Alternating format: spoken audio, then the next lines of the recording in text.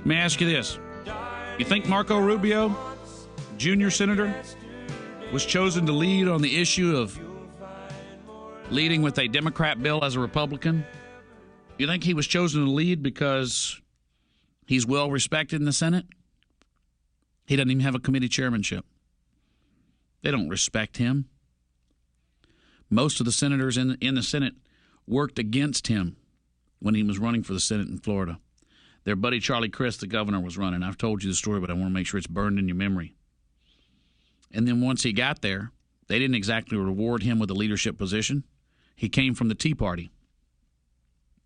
But he's useful, not because of his experience. He's one of the youngest senators up there. In years, in life years, and in political experience.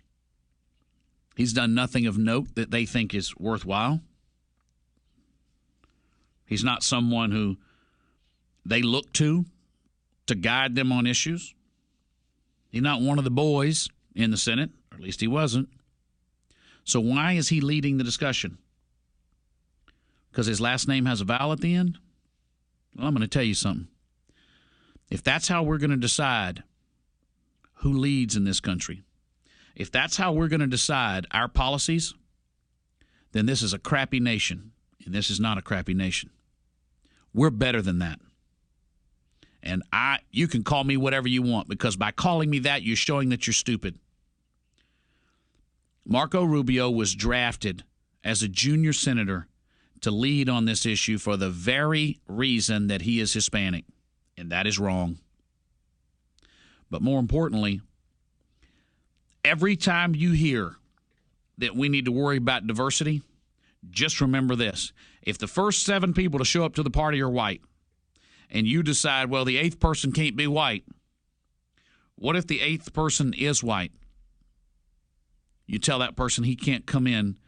We got to wait for a guy who may be an hour late because it's important that a non-white person be in here. Every time you hold a seat in the university and you say, I'm sorry, the white kids are doing too well, no more white kids, and the next kid that comes in is white and says, but I did my best and I beat the other kids, not good enough. You were born white. We don't want white people. We want not white people. Every time you do that, you make a winner and a loser, not based on who finished the race first, but based on some sort of engineering, some sort of eugenics crap, some sort of a social programming, should I say. Every time you do that, you tell that kid, good enough wasn't good enough because you're too white. And if he gets mad, then you ridicule him. And your prissy little hiding behind their editorial page editors sitting in their mama's basements, tapping away with their booger-crusted fingers, telling me how angry he is, how he's going to die off, he ain't reproducing fast enough. You won't get to me. You won't anger me. You won't reduce me to your level of petty. Because I can whip you at noon on Main Street, and I can whip you in an intellectual argument, and I have logic on my side. And there are still enough people in this country who think with their big head. There's still enough people in this country who are not afraid. Right is right and wrong is wrong. Right is right and wrong is wrong. I don't want my children to grow up in a world where when they're the best at what they do, which they will be, anyone ever questions that they are there for any reason other than that they are good. I don't ever want there to be a doubt. I don't ever want there to be a doubt that they got some bump up on the basis of something other than competence, other than merit. And if they're not good enough, then by God, I won't let them enjoy the fruits of that. If you didn't score high enough on the exam to get in, then by God, you don't get in.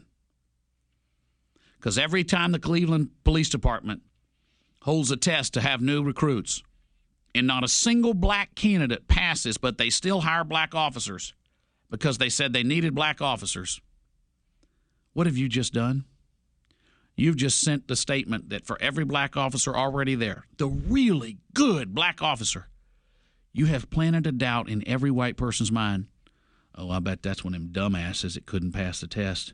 He's black. He probably didn't pass the test. Well, actually, he did. He aced the test. He came first in his class. But by putting in place a policy that you think you helped blacks, it hurt blacks. You see, folks, if I were to tell you how to raise your children, I were to come over to your house, and I were to say, you need to do this, and you need to do this, and they need to eat this, and they need to do that, and they need to read this, you would say, no, Michael, you don't love my children as much as I love my children. You go raise your children. But my children are too important to me for me to let you raise them. And that would be the appropriate response. So if you truly love your country, why do you let people who love your country less?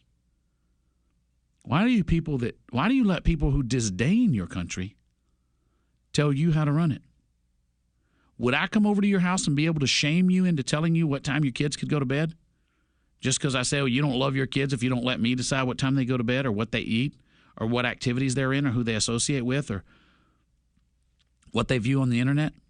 You don't love your kids. You'd say, shut up and get out of my house. You don't get to question me. And you would be so emboldened because you know your heart is pure. You know you love your children more than I ever could because they're not my children, they're yours.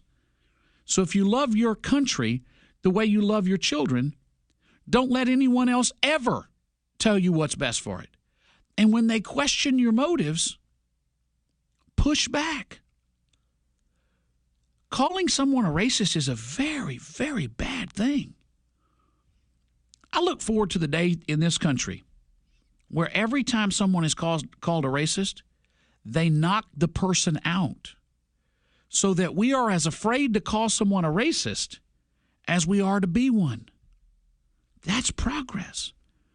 You see, we will have reached a great point in America where before someone calls another person a racist, they are prepared to fight them over whether it's true. Because if it's not true, you better not say it. Think about that for a moment. Because when you stop being able to call everyone a racist and when you stop caring that they do it, we might have open, honest discussions about these things. When that happens, we win every time.